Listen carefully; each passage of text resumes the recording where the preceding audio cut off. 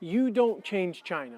China changes you. I find that this has become increasingly true over the years that I have spent in China. And Michael from Expat Survival has gotten a group of YouTube creators here in China to talk about the habits that they have picked up while living here in China. So let's get right into it.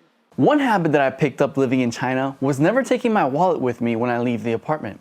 When I used to live in the US, if I didn't bring my wallet with me, I would feel naked. I'd be like, how do I pay my bills? If I go to a restaurant, how do I pay without a debit card or cash?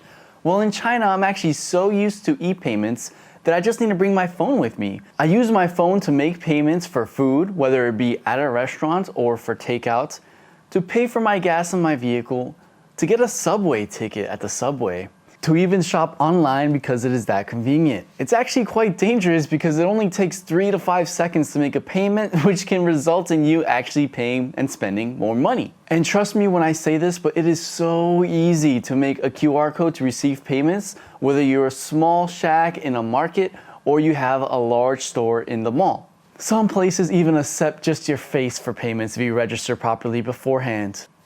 Alex, what about you? What's a habit that you picked up living in China?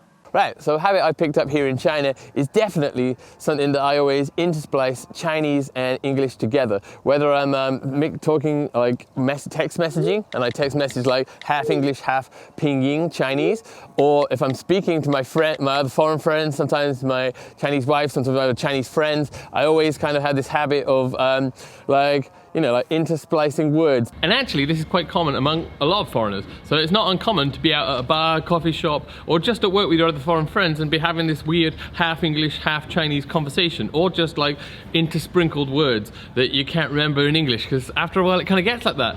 So are you coming to the party? Yeah, man. How many people are gonna be there?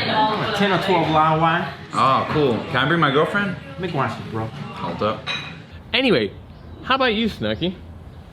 With a telephone in your hand, you speak only in vowels. This isn't to say your mind isn't trying to communicate. True story, nobody multitasks well. You identify someone talking in the background.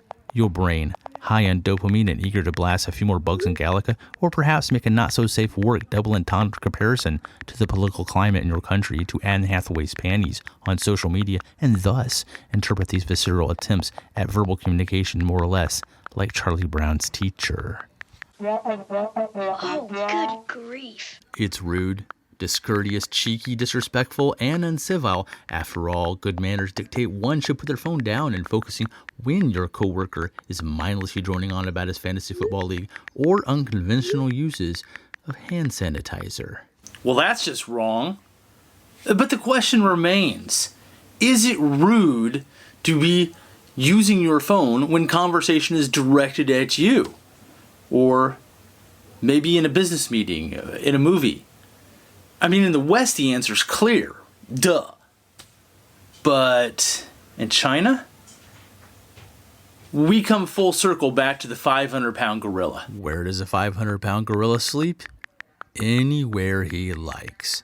So why do people in China focus on their phone instead of anyone else? Of course, we'd all rather be focusing on our phone rather than listen to someone else's drivel. And who wouldn't? Why not? Social etiquette says you can't. But in China, you can. Is it rude? Of course. It's a social equivalent to scratching your balls in public. But in China, it's more of a social faux pas that's become a social faux show, since everyone here is doing it. The fact that you're focusing on your phone, not scratching your balls. It's a very simplistic thought process. My phone is more interesting, therefore I'll just pay attention to my phone. As calling this out would cause both parties to lose face, nobody does it, and thus everybody pretends like they didn't notice that you did it in the first place. Problem solved! As a foreigner in China, it's easy to adapt to your new environment. Therefore, the local behavior becomes the new normal. This is, of course, not a problem so long as you're in a society that tolerates this. But once you're back in Western society, you may quickly find yourself a social pariah. Now hang on, yeah. Wait a minute. Hey, thanks, Snarky. It is part of the Chinese culture to be a good host and provide the best possible experience for their guests. They want to take care of the people around them. This is very clear when it comes to paying the bill for a meal. The finances of most Chinese families are handled by a single individual, and paying the tab is usually the responsibility of this person. When taking out a large group of extended family members or friends, it gets a bit more interesting. In China, it is culturally acceptable for one person to pay the bill for the entire evening. They don't regularly split the price and everyone pays their share, as is normal in Western countries. At the end of the evening, and everyone is full and satisfied, this is when they start doing what I like to call the dance.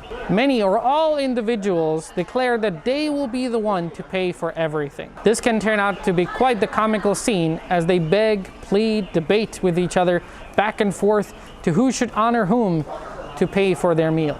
This is all for show. The host wants to pay to show he or she is a gracious host. Guests want to pay to show their equal measure of gratitude. Neither wants to let the other pay and possibly shown to be less generous. In some cases even, if a person is financially at a disadvantage and can't afford it, they're still expected to take part in this dance, but then begrudgingly surrenders to let the other person pay instead. This all, of course, is sometimes avoided if someone goes and secretly pays the bill before the others realize it. This is certainly a habit that I have had to get used to being married into a Chinese family. What about you, Angelo? Now eating with a fork and a spoon just doesn't feel the same. Living in China for a while has definitely changed my eating habits. I find myself constantly looking for the chopsticks instead of a fork and a spoon. I know it sounds weird, but I just find eating things with chopsticks to be normal and incredibly convenient. I mean, all I need is 2 pieces of wood or plastic in some cases, and I can just cram rice and food into my mouth. And not only that, even when I'm in restaurants now, instead of patiently waiting for the waiter to walk on over, I can just yell out in public for her to come over, him or her, like, "Hey, waiter!" In the restaurant, I don't even say please and rarely say thank you. Does that mean I'm impolite? No, it's just how it is over here. What's happening? Am I becoming Chinese? And the restaurant is a public place in China, and, you know, eating is supposed to be a time of enjoyment and talking with your pals and your family, but in China, it's tuned up to the next level. I mean, you're talking very loud, and other people are too. And you know what? It's kind of exciting. It's blah, blah, blah, blah, blah, blah. And I should probably clean up after myself, you know, put my tray away and throw my garbage away. No, I don't have to do that in China? Nice. Now, all of these new eating habits and everything have been ingrained in me so well. When I go back to America, sometimes I'll completely ignore the fact that I need to stow my tray away, or I need to put my garbage in the garbage bin, and I need to be quieter, and I don't need to yell out for the waiter to come over to me, and I need to be more polite and say thank you and please. And I need to ask for a fork. Whoa, look at the time. I need to tell Fernando to get up. Hey, Fernando, wake up. Good morning, Angelo. You're watching one of the Chinese habits that I have incorporated into my life, sleeping inside a mosquito net. I used to feel claustrophobic at first, but I have learned to appreciate it. The next habit I incorporated into my life, well, you can see it for yourself. And FYI, no, this is not tea. This is 100% Colombian coffee, yeah. And, well, since you haven't guessed it yet, here it is. I walk outside in my pajama pants for a couple of reasons. Knowing that my dog has been holding it all night long reminds me to take her out as soon as possible. And, well, having seen year after year Chinese people from all walks of life wandering the streets in their pajamas, I have come to appreciate how convenient and carefree it feels. And the quicker I get back inside, the sooner I can indulge in the next habit. Eating sesame seeds while binge-watching TikTok videos. So what about you, Austin? What are you up to?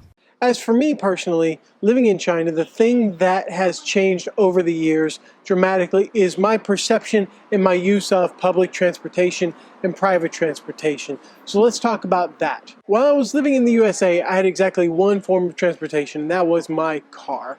I used my car to go absolutely everywhere. no matter what the distance was, if it was a mile or a half mile, I would just always take my car because I thought, walking, taking a bus, that's not cool. Like, taking a bus isn't cool. But in China, the thing that you will notice is that public transportation is so well developed.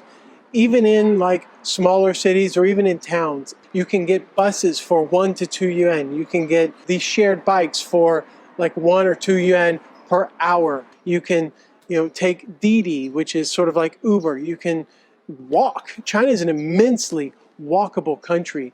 And when I look at the pragmatics of living here and looking at costs, I just don't see the point of having a car here. And I think when I go back to the States or to wherever I may go next, I don't think I'm going to have a car.